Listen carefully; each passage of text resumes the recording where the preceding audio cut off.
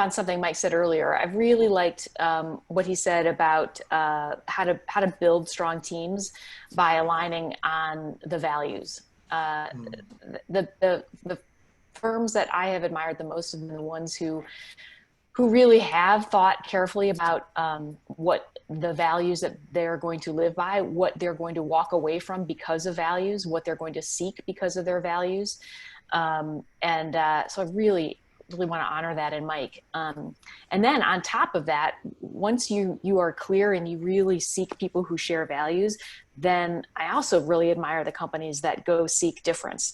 And this might be difference in cognitive ability, whether it's a Myers-Briggs thing or a DISC profile, or my preferred is TetraMap, which is built on the same thing as the DISC archetypes.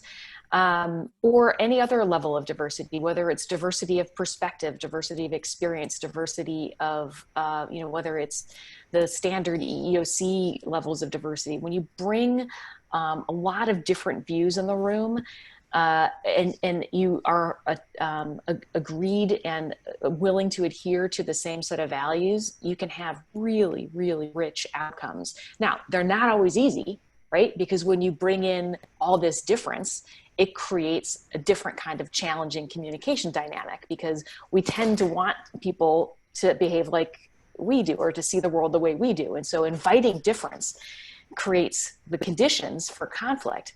And if you have the skills to engage in constructive conflict, you can actually have outstanding and superior outcomes as a result. Mike brought up the 5 dysfunctions of a team earlier, and that goes back into that trust piece. Unless there's trust within the team to be in a safe space to have those conversations, they never happen. So conflict can be great, and that's one of the things that my team started off with doing some DISC profiles and reading some Brene Brown and these other the 5 dysfunctions.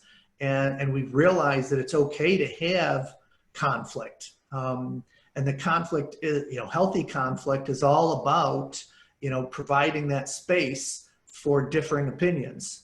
And it doesn't always mean that, we're going to come to consensus and that everybody's going to be on the same page, but we want to make sure that everybody has that time to be heard, to be thought, that their opinions matter. And that makes better in everything that you're doing. It makes you stronger, because if you're not open to those things and you're only doing it one way, right, it gets pretty boring. Michael, I'll take what you said even further. I think not only is it okay to have conflict, let me make sure I get this double negative right. It's not okay not to have conflict. If I'm the CEO and I've got 5 people in the room that agree with me all the time, I have 5 too many people in the room. We need that conflict. If there's, to me, conflict is like two great ideas coming together, and theory of evolution, a third better idea comes out of it. So I think you need that conflict, and as a leader, you should find ways to initiate that conflict. As opposed to, if everybody's always agreeing, you got to throw something out there to get some people disagreeing and constructively debating with each other, not cursing and yelling and throwing things, which could happen in a family business. But that conflict is really critical. David Mamano, love that. Thank you. Appreciate it. Yeah, Cathy? I'll jump in. Yeah, there's a difference about having conflict about an idea and having a conflict that's personal. Yeah. That's where this play fair formula for difficult conversations can be really helpful, because that's when it starts to feel really personal, right? Having conflict about ideas can be generative, it can be co-creative, it can be exciting. It's when it starts to feel personal that it gets really hard. And I'll give you a couple examples. There's a family business that I'm working with right now, and it's a husband, wife, and son team. Husband is the industry veteran and highly conflict averse. Wife is industry newcomer and highly active in conflict. And as we've been peeling the onion on what's really driving them, they've been married for 24 years. Their pattern is very, very well worn.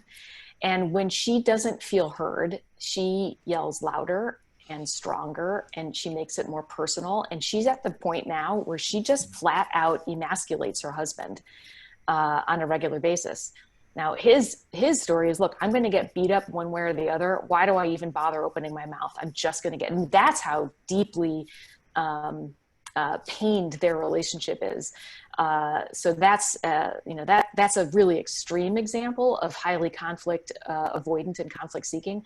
But just by raising awareness of their patterns, they're starting to engage differently, and they're starting to engage in some of the more healthy forms of communication. I'll give one other example of a family business where there was two brothers working for their mother, and one brother was completely checked out. This is kind of building on what Mike was talking about earlier.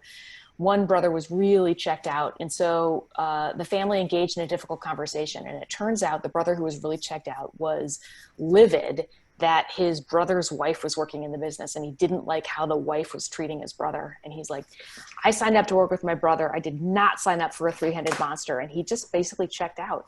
And once he got his truth out on the table, and the family was able to be honest about what was really bothering him, he got fired up and is in it to win it again. So sometimes poor performance has nothing to do with their capabilities or their interests. It has to do with some other factor that's in play that could be contributing to their disengagement.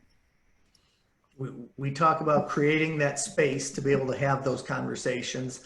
And when it's, especially within a family, a lot of times that space isn't happening because the patriarch or the matriarch, is just jumping right on the way they do at home to say, this is the way that it works around the kitchen table. And like you said before, in business, it doesn't work well that way. Thank you. Dave Mamano, go ahead. Hello, Michael. Well, first and foremost, I jumped on the link, didn't even see it was going to be on. Unbelievable. Hi, Mike Goldman. Nice surprise to see your face. Small world. We just, he's been on my podcast. We just were Zooming last week, right? So, and then, second, I want to disagree with everything that's been said. No, I'm just kidding. I'm trying to create a little conflict. But I know that some here in Rochester have worked with a guy named John Engels. It was a leadership coach locally. And we go through a lot with him about, the whole conflict thing and being able to bring it in a very candid way, but in a tactful way. And I think that's the art, right? Because there's one extreme of the Mack truck where they bring it candidly, but not tactfully. And there's some bodies behind the truck along the way, right? And then there's the other extreme where, he says, I love the way he says it, where, the passive aggressive, 10 out of 10, someone in the office has, body odor. And instead of being able to tell the person they have body odor, you put some soap in her mailbox. And but she doesn't know she has body odor, so she doesn't get the message when she gets the soap, right? So a message not delivered, right? So the two extremes seem to be somewhat prevailing, right? And I think it's an art to get in the middle. To be able to be really vulnerable. You're talking about Brene Brown and taking a deep breath. And sometimes you just have to, just say, hey, I love you. And that's why I'm going to tell you this. You need to hear this from somebody who truly cares. Hit them in between the eyes in a candid yet loving and tactful way. And I think that's when you can do that and the message is delivered, the person gets it and still feels juiced up and inspired to be part of the team. I think that's the art form that we're going for, in my opinion. So I joined a little bit late, but it's been a really good conversation. Yeah, and I think to David's, I think it gets back full circle back to the emotional intelligence. And it's where, if that leader, that CEO, that owner, patriarch, matriarch, whoever it is around the table, if they're not modeling the ability to have a safe space and get into conflict, it's not going to happen. So it's really important that that's modeled at the top, or people are just not going to feel safe getting into it.